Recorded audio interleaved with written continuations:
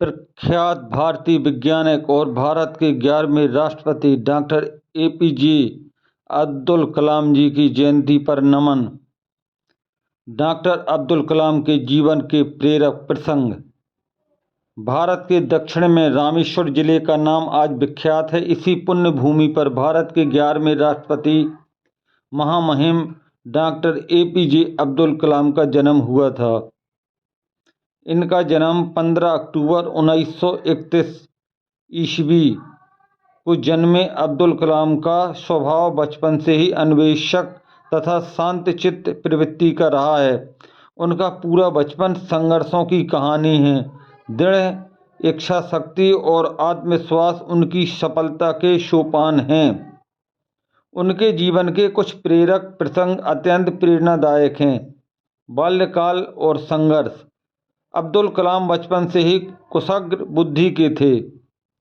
उनकी सामाजिक समरसता की चेतना रामेश्वर के सामाजिक परिवेश में पल्लवित हुई। वे अपने परिवेश से भी कुछ न कुछ ज्ञान की बातें ढूंढ निकालते थे। उन्होंने विद्यार्थी जीवन में अपने गुरु की डांट फटकार को बुरा नहीं माना, बल्कि उसे मार्गदर्शन समझकर कठिन परिश्रम किया और सबसे अधिक अंक अर्जित कर कीर्तिमान स्थापित किया। रामनाथपुरम में शॉर्टर्ज हाई स्कूल की दीवार पर एक पट्टिका थी जिस पर अंकित था, अपना समय व्यर्थ न जाने दो। जो समय व्यतीत हो गया उसे स्वर्ण देकर भी वापस नहीं खरीद सकते। इस वाक्य के अर्थ को उन्होंने पूरी तरह से अपने जीवन में उतारा और आगे चलकर विश्वविख्यात वैज्ञानिक बने।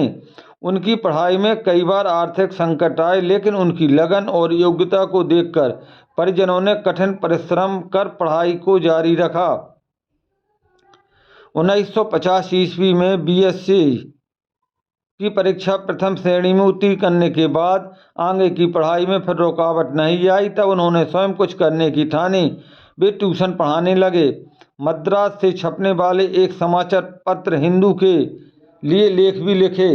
इसमें उन्हें कुछ पारिश्रमिक भी प्राप्त हो जाता था, जिससे उन्होंने अपनी पढ़ाई को निरंतर रखा। वे कभी असफलताओं से नहीं हारे। सतत प्रयास और दृढ़ इच्छा शक्ति से उन्हें अंत में सफलता ही मिली। उन्होंने 250 रुपये प्रति माह के वेतन पर वरिष्ठ सहायक वैज्ञानिक के रूप में अपनी नौकरी प्रारंभ की। मिसाल मैन की आधारशिला। अब्दुल कलाम अपनी मां से रामायण की कहानियों पर हजरत मोहम्मद साहब के जीवन से संबंधित कथाएं सुनते थे। विद्यार्थी जीवन में वे रामलीला देखने भी जाया करते थे। उनकी अन्वेषक दृष्टि हर स्थान पर कुछ न कुछ खोजती रहती। एक बार की बात है, रामलीला चल रही थी। दृश्य था राम रावण युद्ध, जिसमें राम अग्निबाण से रावण की नाभि में स्थित अमृत को सुखाकर उसका अंत कर देते हैं। अग्निबाण की इसी अवधारणा से वे अग्नि मिसाल का सूत्रपात हुआ। अब्दुल कलाम समाचार पत्र तो पढ़ते ही थे। पुराने समाचार पत्र भी कभी सामने आ जाते तो इनमें प्रकाशित लेख भी बड़े ध्यान से पढ़ते। इसी प्रकार एक बार एक लेख अंग्रेजी समाचार पत्र हिंदू में छपा था। लेखक का नाम था सॉफ्ट फायर। इसका हिंदी अर्थ हुआ